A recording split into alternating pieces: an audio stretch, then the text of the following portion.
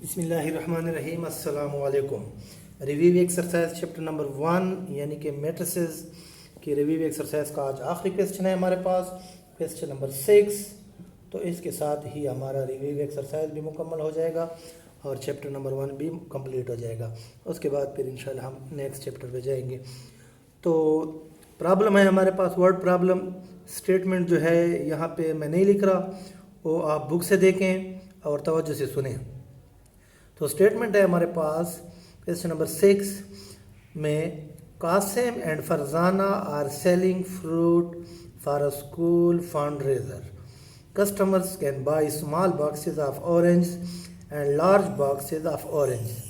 Qasim sold 3 small boxes of orange and 14 large boxes of orange for a total of rupees 203 यानी कि 203। और उसके बाद नेक्स्ट जो हमारे पास है क्वेश्चन का, जहाँ से हमें दूसरी इक्वेशन मिलेगी, Farzana sold 11 small boxes of orange and 11 large boxes of orange for a total of rupees 220। Find the cost of each of 1 small box of orange and 1 large box of orange. तो ये हमारे पास question है। सबसे पहले हम क्या करते हैं, लेट कर लेते हैं कि लेट जो हमारे पास स्मॉल बॉक्स ऑफ है ऑरेंज का, let small box of orange is equal to x. इसको एक्स के बराबर कर लेते हैं, वेरिएबल का इस्तेमाल करते हैं। और जो हमारे पास लार्ज बॉक्स है इसको हम किस चीज़ के बराबर कर लेते हैं, वाई के। ठीक हो गया, ये यहाँ तक हमारे पास 2 वेरिएबल आ गए हैं। अब उसके बाद हम कंडीशन को देखते हैं। Now according to the condition कहा जा रहा है कि Kasim sold 3 small boxes. Kasim क्या कर रहा है, 3 स्मॉल बॉक्सेस को सेल कर रहा है। स्मॉल बॉक्स को हमने x के बराबर किया था, तो ये हमारे पास हो जाएगा 3x। सबसे पहले हम इक्वेशन बनाते हैं कंडीशन के मुताबिक, फिर उनको सिंप्लीफाई करते हैं। तो Kasim sold 3 small boxes of orange and 14 large boxes of orange. ठीक हो गया, और इसमें एंड का मतलब ऐड कर लेते हैं हम इसको। 14 लार्ज बॉक्सेस, 14 लार्ज बॉक्स हमने y के बराबर फर्ज किया हुआ है। तो ये जब वो क्या करता है, सेल करता है, और टोटल जो इनकम आती है इससे जो फंड रेज होता है वो है हमारे पास 203। ठीक हो गया, RS 203 रुपीज़ 203 है हमारे पास। अब वो नेक्स्ट कंडीशन को देखते हैं। Farzana sold 11 small boxes. Farzana जो है 11 स्मॉल बॉक्सेस, 11x हो जाएगा। और एंड 11 लार्ज बॉक्सेस, और लार्ज बॉक्सेस भी वो 11 ही सेल कर रही है for a total of rupees 220। ठीक हो गया, और ये 220 रुपये में क्या कर रही है, इसको सेल आउट कर रही है। तो ये हमारे पास 2 इक्वेशन आ गई हैं। यहाँ पे आप देख सकते हैं सिस्टम ऑफ लीनियर इक्वेशन, यानी कि साइमल्टेनियस लीनियर इक्वेशन हमारे पास आ चुकी हैं। अब इसकी मदद से हमने क्या करना है, स्मॉल बॉक्स और लार्ज बॉक्स यानी कि एक्स और वाई की वैल्यूज हमने यहाँ से फाइंड आउट करनी है। तो इसको हम क्या कर सकते हैं, मैट्रिक्स इन्वर्जन मेथड से सॉल्व करेंगे। हालांकि इसको आप बाकी मेथड से भी कर सकते हैं, क्रैमर रूल से भी कर सकते हैं और कैंसलेशन मेथड से भी कर सकते हैं। लेकिन यहाँ पे चूंकि चैप्टर हमारे पास मैट्रिसेस का है, इसलिए हम क्या करते हैं, इसको मैट्रिक्स इन्वर्जन मेथड से सॉल्व करना शुरू करते हैं जी। तो इसको हम सबसे पहले क्या करते हैं, मैट्रिक्स फॉर्म में कन्वर्ट करते हैं। इन मैट्रिक्स फॉर्म सबसे पहले इन इक्वेशंस को मैट्रिक्स की सूरत में लिखते हैं, फिर इनको क्या करते हैं, सिंप्लीफाई करते हैं। यहाँ पे x का कोफिशिएंट आप देख सकते हैं 3, y का 14, यहाँ पे x का 11, y का 11। तो ये एक मैट्रिक्स हमारे पास बन चुकी है। उसके बाद हम जो है जी, तो ये हमारे पास एक मैट्रिक्स आ गई है। इसके बाद वेरिएबल्स कौन कौन से इस्तेमाल हुए हैं, x और y, और इक्वल के बाद राइट पे हमारे पास b 2 नंबर पड़े हुए हैं। इसको मैट्रिक्स A का नाम दे दें, ये हो जाएगा x और ये b। अब हम इन्वर्जन मेथड की तरफ जा रहे हैं, तो ax हमारे पास बराबर है b के। अब क्या करना है, चूंकि हमने x की वैल्यू मालूम करनी है, मैट्रिक्स x ही के अंदर हमारे पास ये वेरिएबल्स हैं x y, इसकी वैल्यू हमने मालूम करनी है। तो इसको हमने एक साइड पे छोड़ना है और एक को यहाँ से शिफ्ट करना है, हटाना है। तो हम क्या करते हैं, यहाँ पे एक को उधर शिफ्ट करके डिवाइड हो जाएगा, दोबारा उसको ऊपर लाएंगे तो इसका एक्सपोनेंट -1 हो जाएगा। या आप क्या कर सकते हैं, multiplying both sides with A inverse. ठीक हो गया, multiplying both sides with A inverse. A inverse और ए आपस में कैंसिल आउट हो जाएंगे, मल्टीप्लाई होके ये हमें 1 देगा, यानी कि आइडेंटिटी मैट्रिक्स।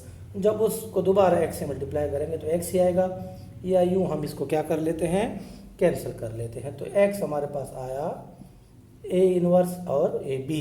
a इनवर्स को b से पहले रखना है, क्योंकि मल्टीप्लिकेशन में कम्यूटेटिव लॉ जो है मैट्रिसेस में होल्ड नहीं करता, तो इसका आपने ख्याल रखना है। ये हमारे पास हो जाएगी इक्वेशन 1। अब हमने क्या करना है, ए इनवर्स मालूम करना है और मैट्रिक्स बी तो पहले से हमारे पास मौजूद है, वो इनको मल्टीप्लाई करेंगे तो हमारे पास x आ जाएगा। अब ए इनवर्स के लिए हमें पता है कि सबसे पहले हमने क्या करना है, ए का डिटर्मिनेंट फाइंड आउट करना है। ये मैट्रिक्स ए है हमारे पास 3, 14 और 11। ठीक हो गया। अब उसके बाद अच्छा ए इनवर्स का यहाँ पे हम फार्मूला लिख लेते हैं। ए इनवर्स का फार्मूला हमें पता है 1 by determinant of A multiply by adjoint of A. ठीक हो गया। इसलिए हम क्या करते हैं, सबसे पहले इसके लिए डिटर्मिनेंट फाइंड करते हैं, उसके बाद फिर एडजॉइंट मालूम करेंगे।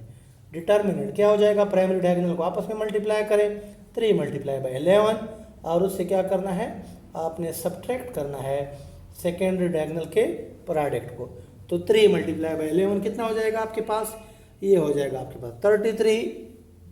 ठीक है, और 14 इंटू 11 इसको आप साइड पे मल्टीप्लाई कर लीजिएगा, ये आपके पास आ जाएगा 154। आपने साइड पे मल्टीप्लाई करना है।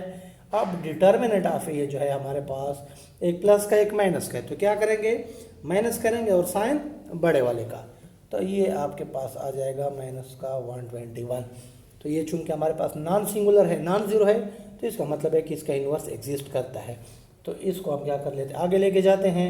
सबसे पहले हम ये करते हैं कि इसका एडजॉइंट मालूम कर लेते हैं, फिर फार्मूले में पुट करते हैं एडजॉइंट ऑफ ए। यहाँ पे देखें इनका क्या करना है, प्राइमरी डायगोनल के प्लेसेस चेंज करने हैं। 3 11 की जगह पे आ जाएगा और 11 3 की जगह पे चला जाएगा। इनके हमने क्या करना है, साइन चेंज करने हैं। ये प्लस 14 है तो ये हो जाएगा माइनस का 14, ये प्लस का 11 है तो ये हो जाएगा माइनस का 11। तो एडजॉइंट भी हमारे पास आ चुका है। अब डिटर्मिनेंट और एडजॉइंट की वैल्यू हम ए इनवर्स के फार्मूले में पुट करते हैं। ए इनवर्स ठीक हो गया। क्या चीज़ है हमारे पास, 1 by determinant of A. Determinant हमारे पास है माइनस का 121 और एडजॉइंट ये हमने अभी मालूम किया है 11 माइनस 14 माइनस 11 और 3। अब हमारे पास ए इनवर्स भी आ चुका है और हमारे पास मैट्रिक्स भी मौजूद है। अब दोबारा हम क्या करते हैं, इस इक्वेशन 1 का इस्तेमाल करते हैं और इसमें दोनों वैल्यूज पुट करते हैं और इसको आगे सिंप्लीफाई करते हैं जी। तो ये अगेन यूजिंग इक्वेशन 1, तो हम लिख लेते हैं कि अगेन यूजिंग इक्वेशन 1 इसका इस्तेमाल करते हैं। x है हमारे पास A inverse b, A X उसी तरह आता जाएगा। ए इनवर्स यहाँ पे हम मालूम कर चुके हैं 1 divided by negative 121 into 11 minus 14 minus 11 और 3। ठीक हो गया। और मैट्रिक्स बी भी हमारे पास क्या था, मैट्रिक्स बी यहाँ पे हमारे पास था 203 और 220। ठीक हो गया। अब क्या करना है, हमने इनको मल्टीप्लाई करना है। x अपनी जगह पे आ जाएगा 1 बाय माइनस 21 भी ठहरा रहा है, इसको बाद में मल्टीप्लाई करेंगे।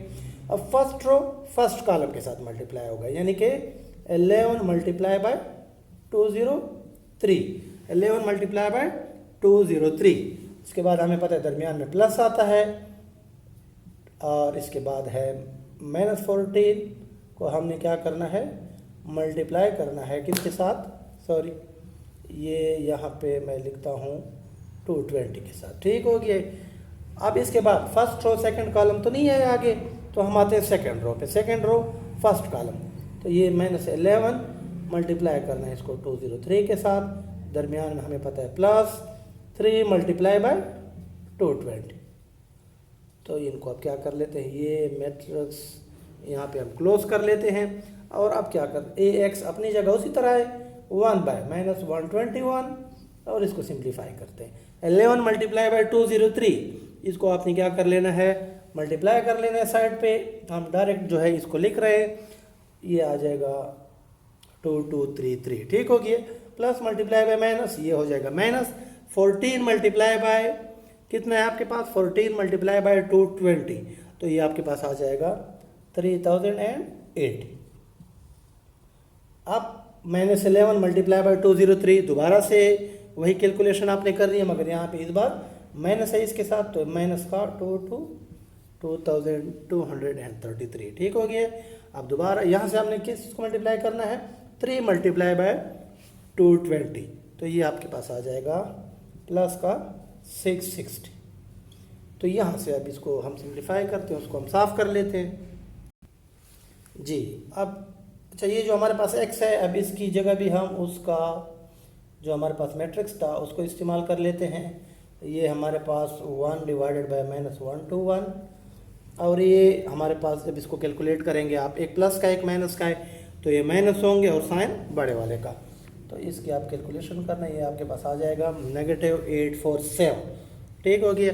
अब यहाँ पर भी एक प्लस का है और एक माइनस का है, तो ये भी आप क्या करेंगे माइनस करेंगे, और साइन आपके पास किसका आएगा बड़े वाले आएगा, तो माइनस ये आ जाएगा आपके पास 1573। तो आपने इनकी कैलकुलेशन कर लेनी है।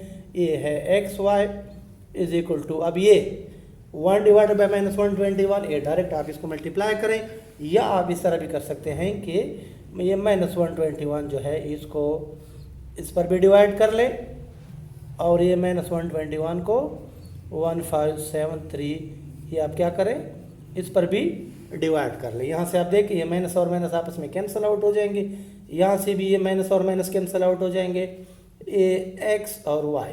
अब आपने क्या करना है 847 को डिवाइड करना है 121 पे, ठीक हो गया। इसको जब आप डिवाइड करेंगे तो आप इसकी साइड पे कैलकुलेशन करना, ये 7 टाइम्स जो है इस पे जाएगा, ये 1 और ये 7 टाइम्स जब आप इसको ले जाएंगे तो ये आपके पास x आ जाएगा। और उस तरफ आपने क्या करना है, इसको जब आप डिवाइड करेंगे तो ये आपके पास 13 टाइम्स जाएगा, ठीक हो गया।